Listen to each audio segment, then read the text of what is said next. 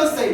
So ఈ మాట నచ్చి నిజంగా నేను ఆ రోజు నేను మారిన సార్. నేను అప్పటిదాకా నాకు తెలియదు ఇందులో నిజంగా తర్వాత 10,000 వస్తాయని డిసైడ్ అయిపోయి మా మేడం నన్ను ఎట్లా వచ్చిందో తెలుసుకుందాంపా అంటే నన్ను నిజంగా ఆ రోజు నన్ను తీసుకొని పోయి గ్రేట్ లీడర్ కొన్ని వేల మంది జీవితాలను మారుస్తున్నటువంటి సామాన్య మానవుడు ఈరోజు శంకర్ సార్ మారడానికి ధనలక్ష్మి శంకర్ బ్రాండ్ కావడానికి ఈరోజు కారణము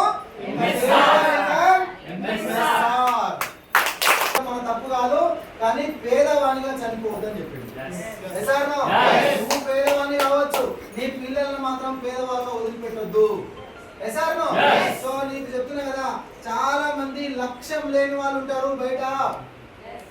లక్ష్యం లేక వాళ్ళు ఏం చేస్తారంటే ఓ 20,000, 30,000, 40,000 ఎవరో లక్ష్యం ఉన్నోని కోసం వాళ్ళు పనిచేస్తారు.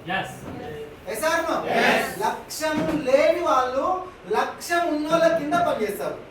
వాళ్ళు ఎవరెవరంటే జాబ్ చేసేవాళ్ళు, సో చిన్న చిన్న పనులు చేసేవాళ్ళు, వీళ్ళందరికీ సొంత లక్ష్యం అని ఉండదు, సొంత క్యాడర్ అని ఉండదు. మీరు లక్ష్యం ఉన్న కోసం పనిచేస్తారు.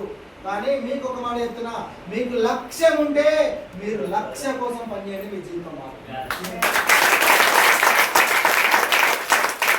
ఈ లక్ష్యం ఇప్పించే బాధ్యత నాది. ఎవరిది? నాది. మీరు నాతో సోపత్ చేయి, 1 సంవత్సరం 2 సంవత్సరాలు సోపత్ చేయి, 100% మారుతారు. మీరు ఎవరితో సోపత్ చేస్తే మీరు అలానే మారుతారని చెప్పింది సార్. మీరు ఎవరితో సోపత్ చేస్తారు, మీరు ముచ్చట్లతో సోపత్ చేస్తారు, మీరు ఎట్లుంటారు? ముచ్చట్లే పెడతారు. మీరు లేనోళ్ళతో సోపత్ చేశారు, ఎట్లుంటారు? లేనోళ్ళే ఉంటారు. మీరు ఉన్నోళ్ళతో సోపత్ చేశారు, మీరు ఎట్లయితారు? మేము లక్షల కోసం పనిచేసిన మాతో సోపత్ చేయండి, మీరు లక్షలు ఉన్నోళ్ళుగా మారుతారు.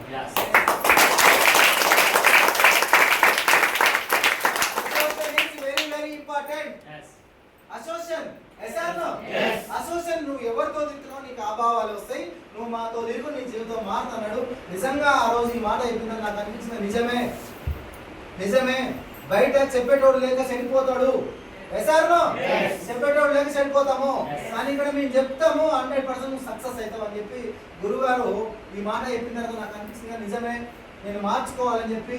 సో ఆ మాట ఏమన్నా ఒక చిన్న కథ చెప్పినాడు. రిలయన్స్ అంబానీ ఒకసారి అంట ఆయన పెట్రోల్ పంపులో పనిచేశారంట. పెట్రోల్ పంపులో పెట్రోల్ కొట్టాడంట అంబానీ, రిలయన్స్ అంబానీ. అయితే ఆయన ఆ పంపులో కొట్టేటప్పుడు ఆయనకు జీతం అంట దరిదాపు ఒక 100 రూపాయలు 1000 రూపాయల జీతం అంట. రోజు 11 గంటలకంట వాళ్ళతో కలిసి ఒక 4 దోస్తులు ఉంటే వాళ్ళతో కలిపి వాళ్ళు ఏం చేశారంటే ఈ పెట్రోల్ పంప్ కానించి ఊర్లో ఒక హోటల్ ఉంటే ఆ హోటల్ కాడికి టీ తాగడానికి పోయేదంట. ఈ పోతా ఏం చేసిందంట, ఈ మధ్యలో పెద్ద రెస్టారెంట్ హోటల్ ఉండేదంట, ఇక్కడేమో ఒక చాయ్ బండి ఉండేదంట. ఇలా ముగ్గురేమో చాయ్ బండి దగ్గర పోయేదంట. ఇందులో ఈ అంబానీ పోయిన తర్వాత ఈయన ఈ రెస్టారెంట్ లో పోయి చాయ్ తాగి వచ్చిపోయాడు. ఆ చాయ్ 50 రూపాయలు అంట. ఎంత చాయ్? 50 రూపాయలు. ఈయనేమో రూపాయే. అదెంత? ఇక్కడ రూపాయ చాయ్ బండి, ఇక్కడ ఎంత చాయ్? రెస్టారెంట్ ఎంత? 50 రూపాయలు. సో ఈయన రోజు పోయేదంట, కానీ వీళ్ళతో ఛాయ్ తాగపోయేదంట. ఈ రెస్టారెంట్లో పోయి ఛాయ్ తాగొచ్చాడంట. ఒకరోజు దోస్తుకారంతా పట్టుకున్నా, అరే నువ్వు మా ఎమ్మడి ఛాయ్కి వస్తున్నావు, కానీ రెస్టారెంట్లో పోయి 50 రూపాయలు ఛాయ్ తాగి వస్తున్నావు, మేము మాత్రం రూపాయి ఛాయ్ తాగుతున్నాం. ఈ జీతము ఈ ఛాయ్ కూడా సరిపోతుంది ఎవరా అని వీళ్ళు ముగ్గురు అడిగారంట. అడిగితేనంటే కదా, ఈ రెస్టారెంట్లోకి వచ్చేటోళ్ళు పెద్దోళ్ళు వస్తారు. ఎవరు వస్తారు? బాగా రిచ్ పీపుల్ వస్తారు. రిచ్ పీపుల్ వచ్చి ఏం మాట్లాడుకుంటారు? ఈ కోర్టు పెట్టాలా, ఈ కాంట్రాక్ట్ వచ్చింది, ఈడ పెట్టుబడి పెట్టాలా, ఆడ పెట్టుబడి పెట్టాలా, నేను ఎన్ని సంపాదిస్తున్నా, ఈ టెండర్ వచ్చింది, ఇట్లా వాళ్ళని మాట్లాడతారా? వీళ్ళు రిచ్ పీపుల్ మాట్లాడుకునే మాట్లాడదు. అనేదంట నేను ఛాయ్ తాగడానికి పోనురా, వాళ్ళ ఎదురుగా కూర్చొని వాళ్ళ ముచ్చట్లు ఏం పెడుతురో వాళ్ళ ముచ్చట్లు ఇనడానికి పోయినా.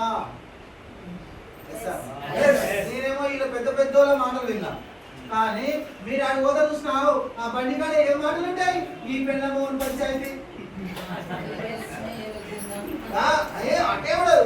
ఏడకుండా ఇలా దావత్ ఏడుంది, ఈడ గట్టి పంచాయతీ ఎవరిది? వాడేమన్నాడు, వీడేమన్నాడు, ఈ పంచాయతీ ఉంటాయా ఉండవా? ఉంటాయా కూడా? ఇప్పుడు ఇదే ముగ్గురు అదే పెట్రోల్ పంప్ లో పనిచేస్తున్నారు. ఇదే అంబానీ ప్రపంచంలో పెద్ద ధనవంతుడు అయినా కాలేదు.